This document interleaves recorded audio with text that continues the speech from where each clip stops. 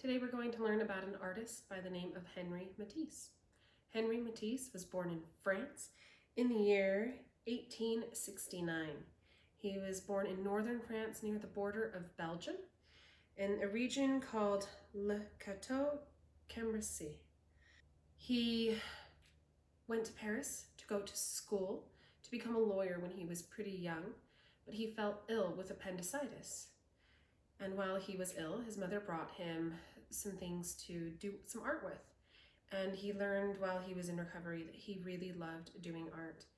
And much to his father's disapproval, he dropped out of law school and decided to pursue a career in art. So by the time he was 22 years old, he was already pursuing art as a career. He decided to go to the Academy of Julian, and he started to study art there.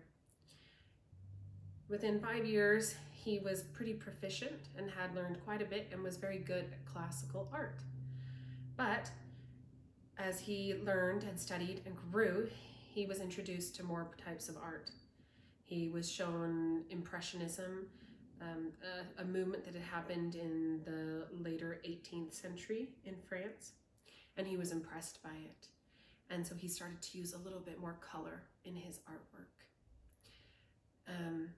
He had 3 children, 1 daughter and 2 sons, and he was married for over 40 years. His wife left him later in his life. He separated from his wife in the year 1939, right before Nazi Germany came and infiltrated France. And so that was right when he separated from his wife and they got divorced. One of his sons had moved to Brooklyn and tried to encourage him to move to New York, where he lived, so that he could be safe from the invasion of the Nazi party. But he decided that France was his home and that he wanted to stay. And the Nazis even let him host galleries and create artwork throughout World War II. In the year 1941, he was diagnosed with cancer of the stomach. And he had a surgery that almost killed him, but he did survive the surgery. After his surgery, he was in a lot of pain, and it really affected his artwork. And instead of doing the normal paintings, sculptures, and traditional formats of art that he had worked on for decades, he started doing a type of art called cutouts, where he would cut out pieces of paper and arrange them into artwork. He is considered one of the most prominent artists of a type of movement called Fauvism, and that is, in some ways, it's kind of hard to describe. It's similar to Impressionism, with the oil painting with the big globs and the swirls, kind of when the camera became invented and they started to paint outdoors. But Fauvism was a little bit different. The years for Fauvism were from 1905 to 1908, so it was really prominent for about 3 years. But it was about color mostly. And so it was similar to Impressionism, but Impressionism was still supposed to kind of capture the essence of what was actually happening, whereas Fauvism was supposed to use color to dictate feeling. Now this painting right here, this was done in 1924. So this was well after his Fauvism phase, but still uses a lot of color. So we're going to talk a little bit about this and see what you guys think. Okay, so obviously lots and lots of color. We've got lots of reds, and we've got yellows, and in the back we've got a little bit of blue, and we have lots and lots of gold tones throughout, right? So this one is called Interior Flowers and Parrot, although that is what I have written down, but when I Google it, I can also find that it may have an alternate title, which is Interior Flowers and Parakeet.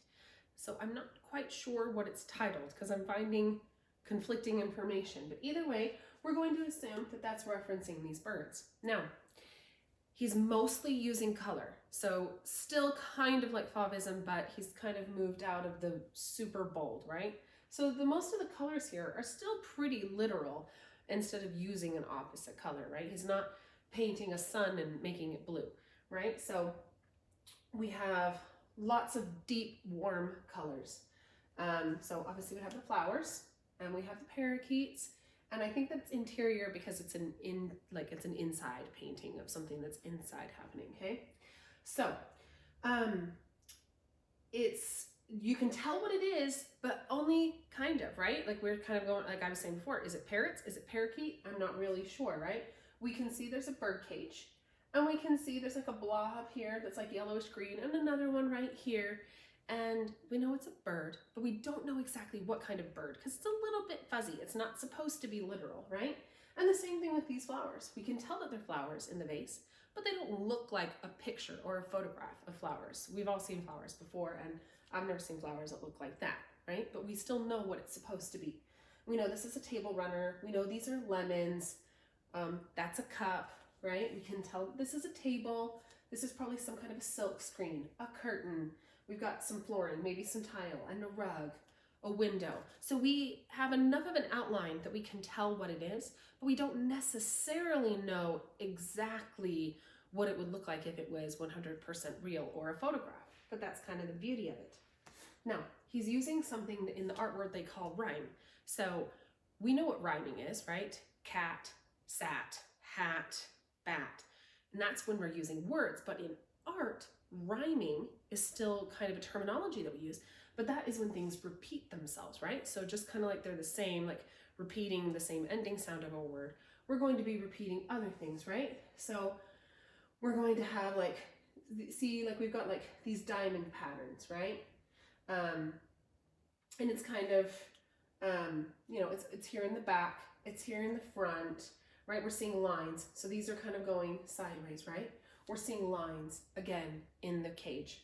We're seeing lines here on the silk screen. We're seeing lines on the windows. We're seeing lines in the curtains, lines for the table runner. So we're using a lot of these shapes as a rhyme, and it kind of brings a cohesive nature. That means it brings it all together in the painting, right? So we have a few pops of color to kind of draw our eyes, but he's using lots of shapes and colors, and it's not necessarily literal, but it's definitely helping to kind of bring it all together. I find this painting to be really beautiful and interesting. I like the bold colors. I love the feeling that I get when I look at it, and I hope that you guys enjoyed looking at it with me today too. Thanks. Bye.